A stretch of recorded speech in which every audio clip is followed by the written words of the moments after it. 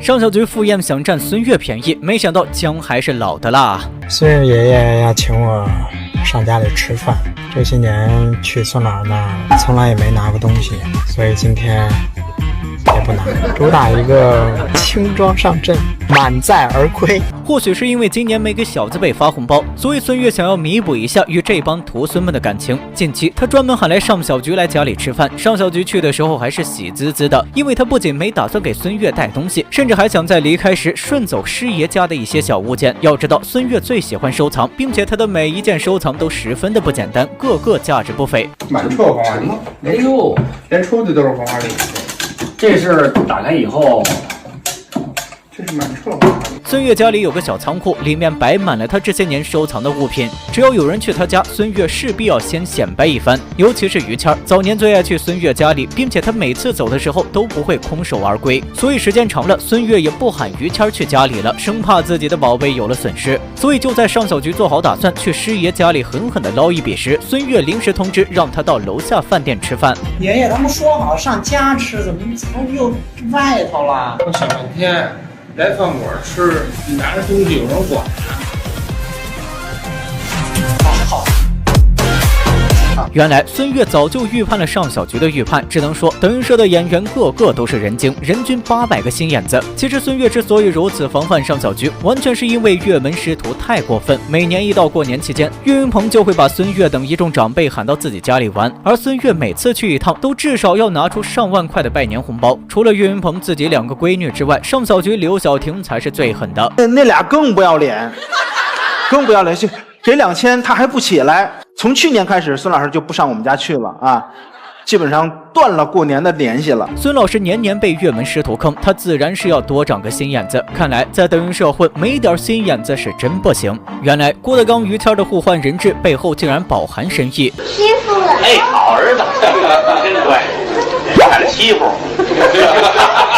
眼前这个奶奶的喊着郭德纲师傅的人，正是年幼时期的于思洋，也是于谦家的大公子。相声界有个规矩，那就是儿子不能拜父亲为师，所以一般来说，演员都会让自己的孩子拜搭档为师。郭于二人也是如此，郭麒麟早早便拜入于谦门下，而郭德纲也收了于思洋为徒。其实相声界之所以会有这个规矩，是担心父亲教导孩子相声时不忍心下狠手打，但到了郭于二人这里，反而有了另外一层意思。郭德纲平日里对于思洋非常宠溺，小的时候于思洋经常去郭德纲家住，想吃汉堡薯条，郭德纲也会安排人给他买。但于谦对儿子却十分严厉，在他看来，对孩子好的方式就是给他立规矩，严格教育。同样一件事，于谦对待老婆和儿子完全是2种不同态度。如果我的孩子吃肉的时候有肥肉，孩子说我吃不下去，我不想吃，不行，必须吃。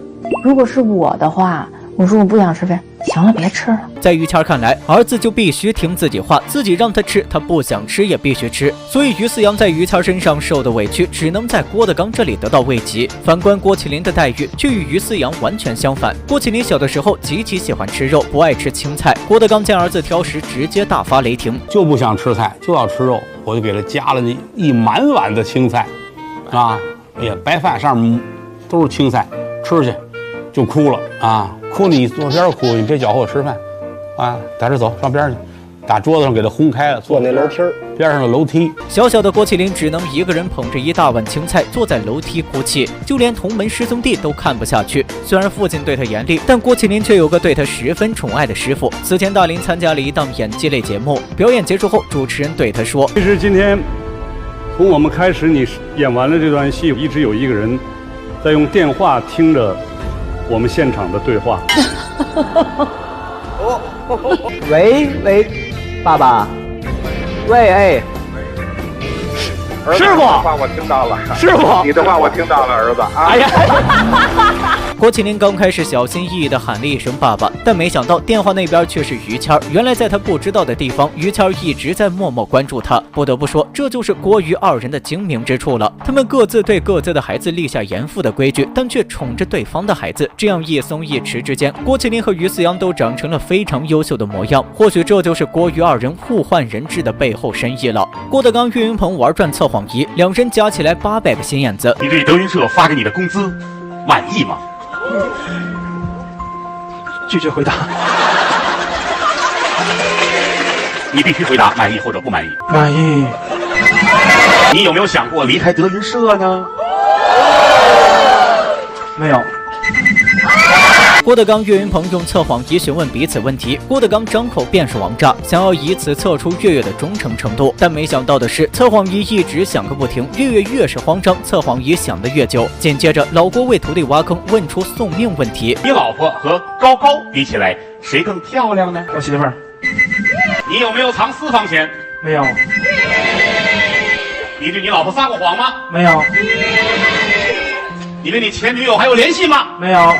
恐怕今天晚上回家，等待岳岳的将是一块新鲜的榴莲皮。被自家师傅狠狠地坑了一把之后，岳岳也不甘示弱，当即喊话测谎仪不准，并向观众提议让自家师傅也来上一把。最后在观众的强烈要求下，郭老师坐在了刚才岳岳坐着的位置，掌控了主导权之后，岳云鹏上来就问了一个十分刁钻的问题：你对我师娘每个月发给你1800块钱满意吗？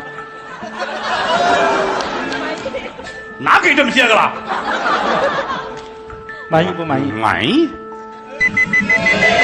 只需要这一个问题，郭德纲恐怕就回不去家了。紧接着，岳云鹏乘胜追击，问出师傅最不愿提及的私房钱问题：你有没有私房钱？没有，